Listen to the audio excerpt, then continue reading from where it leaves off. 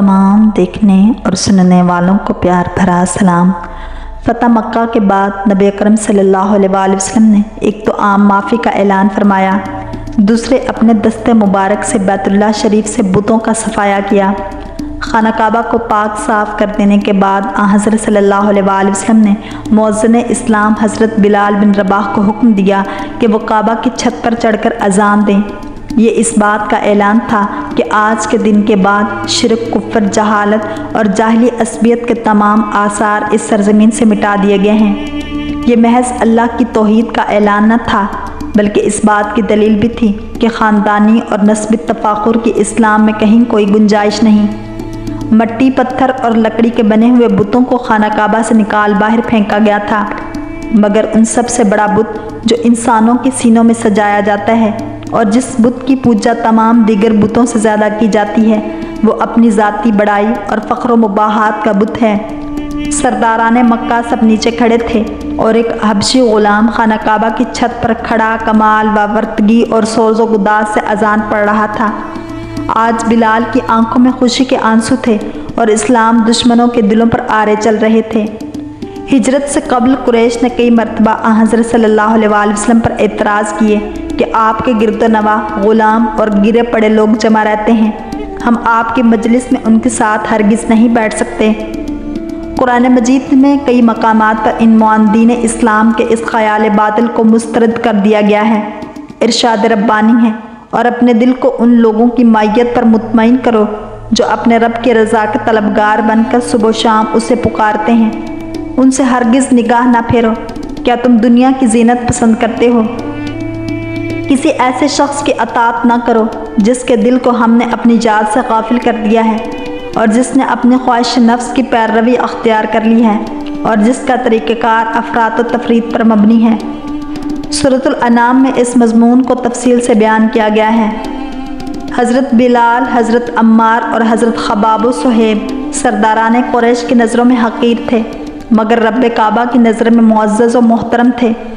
इस्लाम में शर्फ़ व तकरीम और एज़ाज़ व इकराम का मकाम व मर्तबा मादी दौलत, ज़ाहरी हुस्न और नस्बी हवालों से नहीं, बल्कि ईमान, इखलाक, करदार और तक़वा से मुतय्यन होता है।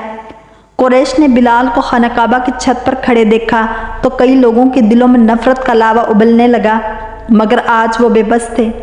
हाफिज़ इब्न कीम, हाफिज़ इब्न कसीर और इब्न हिशाम जैसे अजीम मौर्रिखीन ने इस अजीम शान वाक़े की जो मंजर कशी की है वो बड़ी ईमान अफरोज़ है।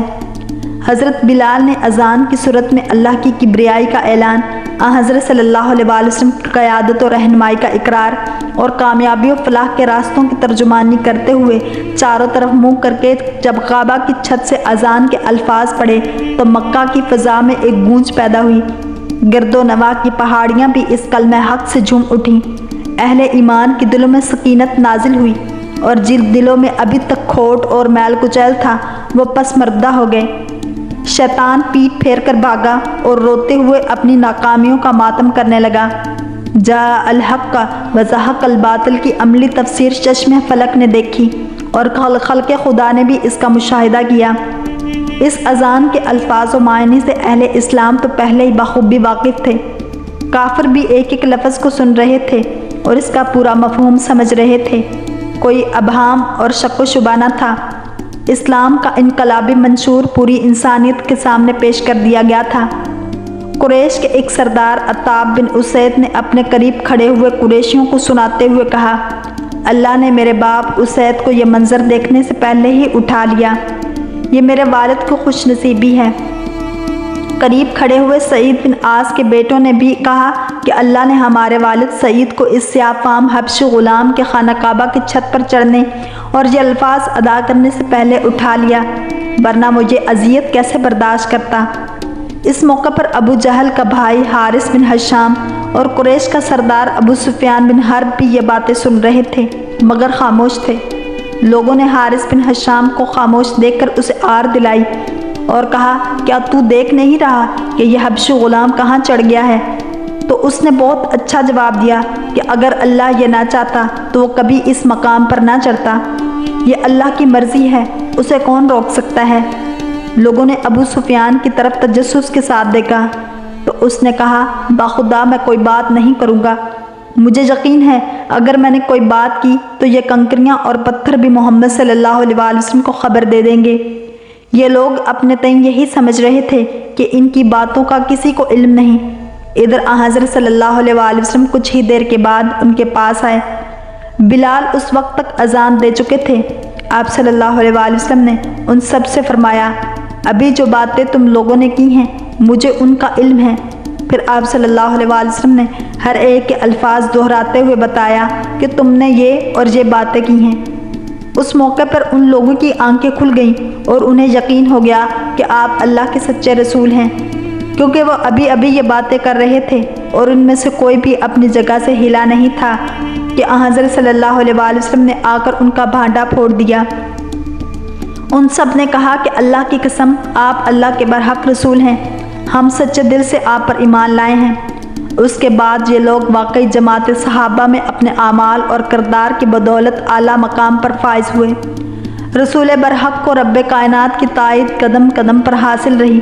وہ علیم و خبیر آپ صلی اللہ علیہ وآلہ وسلم کو ہر اہم بات خواہ وہ کتنی ہی خفیہ رکھی گئی ہو یوں بتا دیتا جیسے روز روشن میں ہر چیز نظروں کے سامنے عیاں ہوتی ہے۔ الواقدی نے المغازی میں شیطان کی بری حرکتوں کا تذکرہ کیا ہے اور ساتھ یہ دلچسپ بات لکھی ہے کہ ابلیس اپنی طویل زندگی میں صرف 3 بار رویا ہے۔ پہلی مرتبہ اس وقت جب اس نے اللہ کے حکم پر سجدہ کرنے سے انکار کیا اور پھر اس کی شکل تبدیل کر دی گئی اور اسے ملعون قرار دیا گیا۔ پہلے اس کی شکل اللہ نے فرشتوں جیسی بنا دی تھی۔ اپنے انکار پر تو اسے افسوس نہ ہوا مگر شکل تبدیل ہونے پر پھوٹ پھوٹ کر رویا۔ دوسری مرتبہ وہ اس وقت رویا جب حضور اکرم صلی اللہ علیہ وآلہ وسلم کو ان کی بعثت کے بعد پہلی مرتبہ حرم مکہ میں نماز پڑھتے جب فتح مکہ کے بعد خانہ کعبہ کو بتوں سے پاک کیا گیا اور پھر بلال حبشی نے خانہ کعبہ کی چھت سے کلمہ توحید بلند کیا۔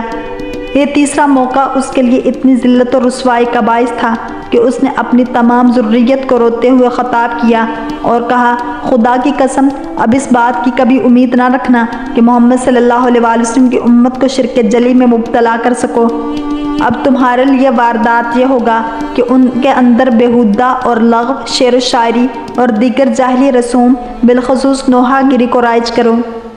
ابلیس کے لیے ان دنوں میں مسلسل رونے دھونے کے سوا اور کوئی کام نہیں رہ گیا تھا۔